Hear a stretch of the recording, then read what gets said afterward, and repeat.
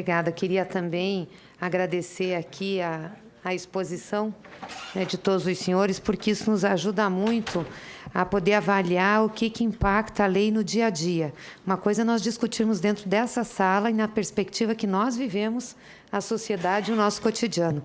A outra coisa é quem vive a implementação da lei, quem se debate com ela no cotidiano, né, seja na administração central, seja nos municípios ou por parte das próprias entidades. Então, nem sempre o ótimo estabelecido numa legislação é o bom para fazer o resultado realmente prosperar. E, necessariamente, também não é o bom para você ter todos os elementos de controle que você quer.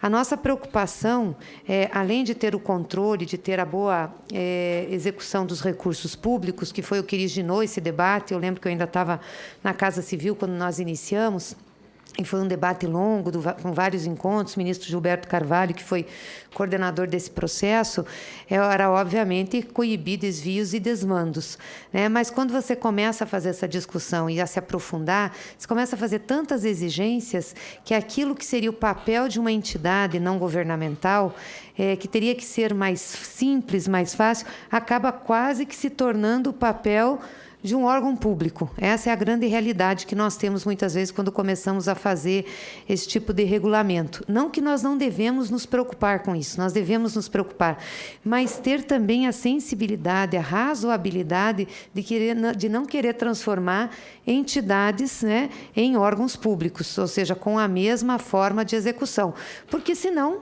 não adianta. Então, você faz já pelo setor público e proíbe que a sociedade civil participe. Eu acho que é muito mais fácil isso, inclusive para os órgãos de controle e para o próprio poder público. Ocorre que a nossa história mostra que grande parte das ações na área de assistência social, ao longo dos anos, porque é muito recente a nossa política estruturada de assistência social, foi prestada pela sociedade civil organizada. O Estado pouco interferia nessas ações. Se nós formos pegar 60, 70 anos atrás, nós vamos ver algumas ações mais clássicas na área de educação, um pouco na área de saúde. Assistência social nem se falava de maneira estruturada, não é? Não tinha assistência à criança, não tinha assistência à pessoa com deficiência, não tinha nada, nós não tínhamos política estruturada. Então, cada um se virava, as entidades, as famílias, a sociedade, as organizações iam se virando, se ajudando para poder prestar uma assistência àquelas pessoas que precisavam e que muitas vezes o Estado se recusava a fazer, ou até desconhecia, né? Quando a gente começa a estruturar as políticas públicas, que é importante, que é um dever do Estado, ou seja, além das que já prestava, também prestar na área de assistência social, enfim, várias áreas, o Estado começa a regrar como que isso vai se dar, e regrar, inclusive, a relação dele com as entidades.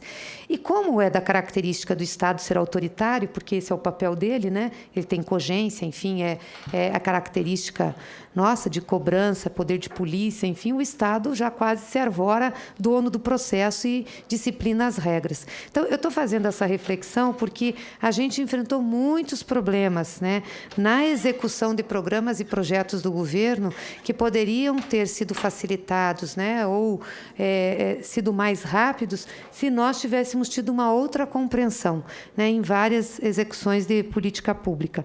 Então, por isso que eu acho que é importante essa discussão, é importante a lei que saiu, mas importante a avaliação que nós estamos fazendo agora, do que nós podemos corrigir para que ela possa ser melhor implementada pela sociedade e dar guarida ao que nós queremos, que é uma política de resultado. Nós não queremos ficar focados em cuidar do processo em si, mas nós queremos que o resultado aconteça. Como que esse bom resultado vai acontecer, né?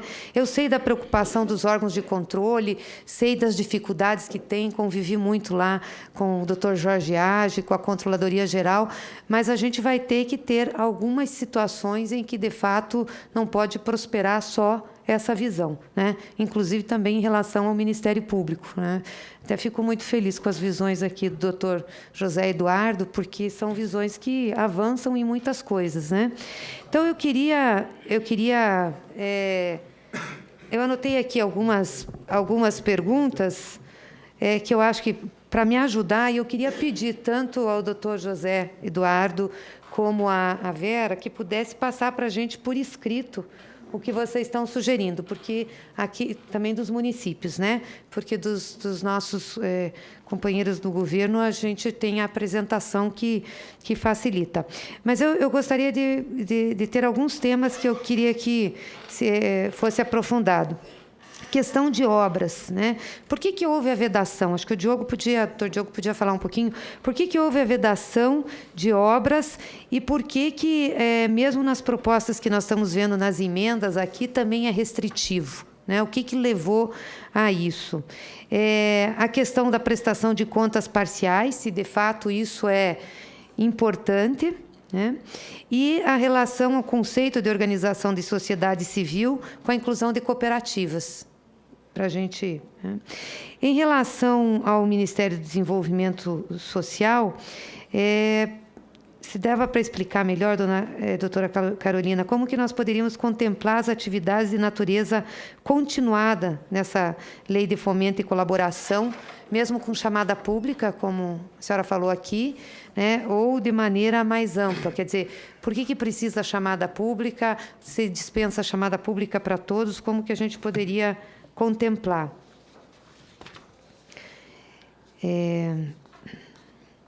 Aí, para o doutor Higino, como que a gente pode fortalecer essa diretriz de controle por resultado? Como desburocratizar ao máximo, né?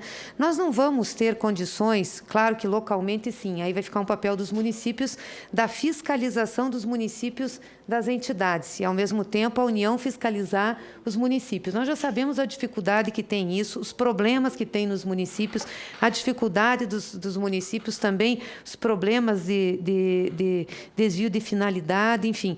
Nós vamos ter que discutir de que forma a gente tem meios para que efetivamente se fiscalize o resultado, e não só o processo. E sei que isso não é fácil, porque em relação aos convênios que a gente tem com os municípios, também é difícil.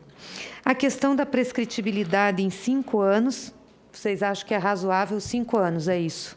Que poderia ser o prazo máximo, né?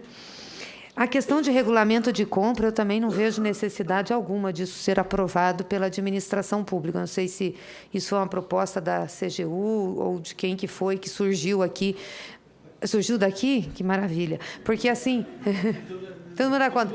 Não, é porque senão daqui a pouco nós vamos estar com a 8.666 para as entidades. Ó, vocês façam licitação.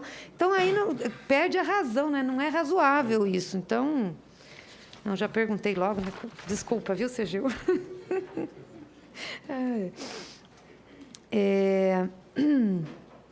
Bom, a questão aqui, o doutor José Carlos já falou, né, que é o arranjo dos recursos da área da criança, do adolescente, da saúde. Acho que é importante a gente, mesmo tendo a lei, a gente ter como foco a questão dos conselhos já existentes dessas áreas, né? Valorizar, preservar a autonomia e as competências que cada um deles tem. Isso, eu acho que isso é importante. Claro que a gente tem que democratizar muito, porque tem muita denúncia ou muita reclamação nos municípios, por exemplo, das entidades contempladas pelo Conselho da Criança e do Adolescente em determinado município, ser aquelas entidades mais próximas à administração. Estou falando isso porque o Conselho também tem uma decisão política, né? Ninguém está longe, ninguém está fora de uma decisão política. Então, o Conselho ele tem uma composição política, tem uma definição política, ele vai espelhar isso, né? Só estou colocando, mas eu também acho importante resguardar, é só para a gente depois não conflitar ou não restringir também, né, participação. A questão de pagamento de tributos, eu também acho que a lei não deve vedar. Essa questão de parentes, ela é delicada, né? Porque qual é o limite? Como é que a gente vai usar isso, né?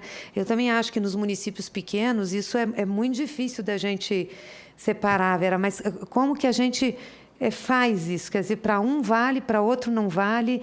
Eu não sei que regra a gente poderia ter aí para não restringir tanto, mas também não se expor tanto.